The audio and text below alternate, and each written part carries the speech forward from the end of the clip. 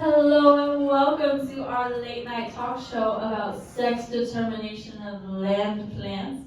I'm your host Sarah and I'm here with a very special guest, Sidak. We're going to look at our board.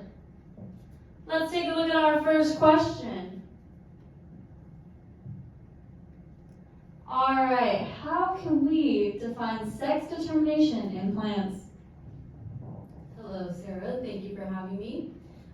So sex determination can be defined as the developmental decision that occurs during the plant's life cycle that leads to the differentiation of the two organs or cells to produce the two gametes.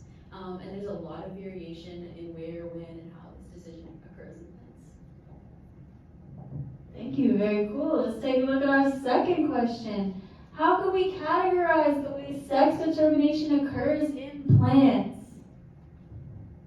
Yeah, that's a great question. It can be split into two main categories.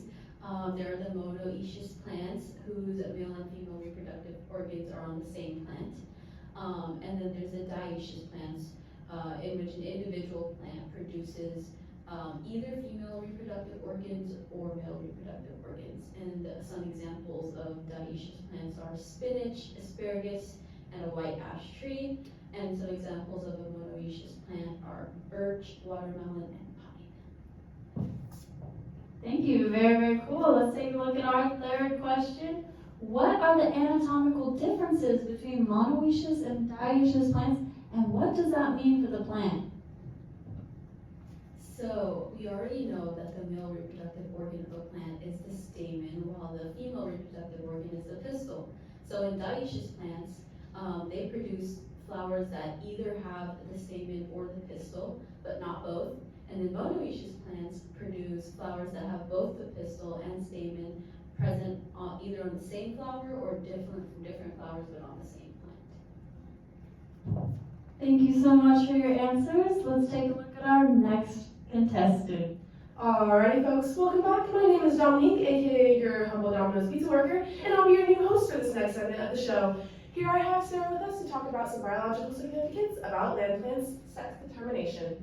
Alright, so let's take a look at our first question. How is sex determination important?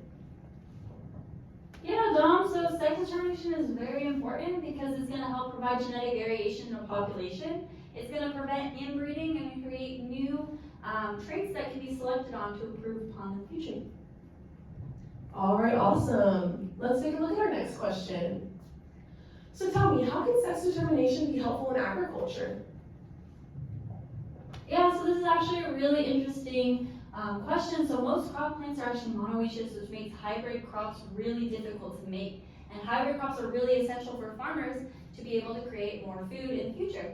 So with the sex determination, we can create new hybrid plants and help ensure that we have food for the rest of our future.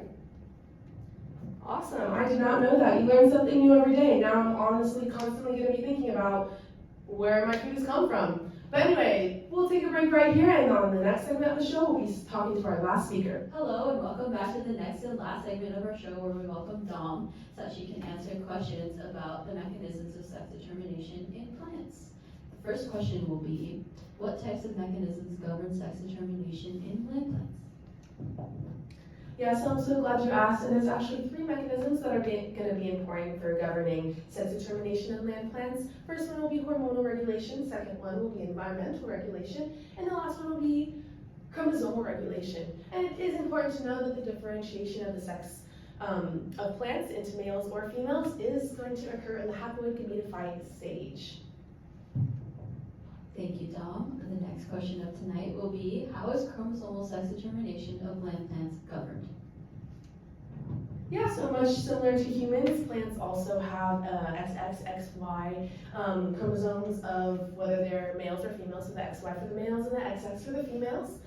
In the XY individuals, it is important to know the expression of the OGI gene, which is a small RNA, will target and suppress the MEGI gene, which is a transcription factor, and that will further suppress stamen development.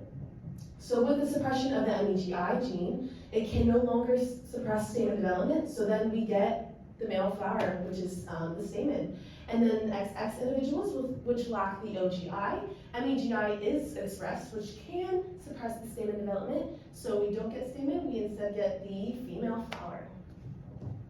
Thank you, Dom. The next question of tonight will be, how does the environment play a role in sex determination of land?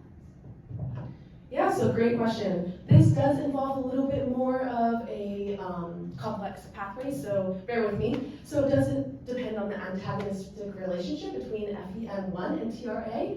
So essentially, in the absence of the signal, and in this case it's going to be androgenin, the gene TRA is expressed, which promotes the development of a female gametophyte, because the expression of FEM1 is inhibited through the intermediate MAN1. So you see in this pathway right here, the female gametophyte is expressed in the absence of our signal. And then under different conditions with the presence of the signal, the gene HER is going to be expressed, which then further inhibits TRA, and which then inhibits MAN1, which can no longer inhibit FEM1, so FEM1 is now active, which will promote the male gametophyte here. And if that's a little bit confusing to you, that's all right. But it is important to also know in the environment regulation of sex determination in land plants, under favorable conditions for growth like high light, high water, high nutrient availability, it will promote the female development as opposed to the males. So in unfavorable conditions like low water, low light, the males will then develop as well. Thank you, Dom. Thank you, Dom. And for the next and last question of tonight, we will be asking, what role do hormones play in sex determination of land plants?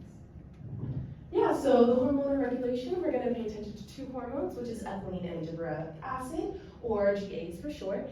These are going to be familiar for you guys because we did go over them in lecture, but just go over them in the context of sex determination of land plants.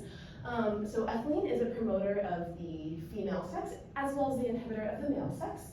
So if we take a look at this left side of the chart right here, the pathway, we see that with ethylene, in the presence of ethylene, we have ACS11 being promoted, and that promotion of ACS11 will then inhibit WIP1, and then WIP1 will not be able to inhibit ACS7, so then with ACS7 not being able to inhibit the promotion of the carpels are then produced, which is the female flower, as we know from before. The carpels are the sex organ in the female flower. And then in the absence of ethylene, looking at this side right here, we have ethylene cannot promote the ACS11, so then ACS11 cannot inhibit WIP1. So then WIP1 is now able to inhibit ACS7, and which ACS7 being active will now promote the formation of stamens, which is the male flower sex organ. And then gibberellins, essentially, they also promote female sex development. The genes that are important here are the D1, D3, and AN1 genes.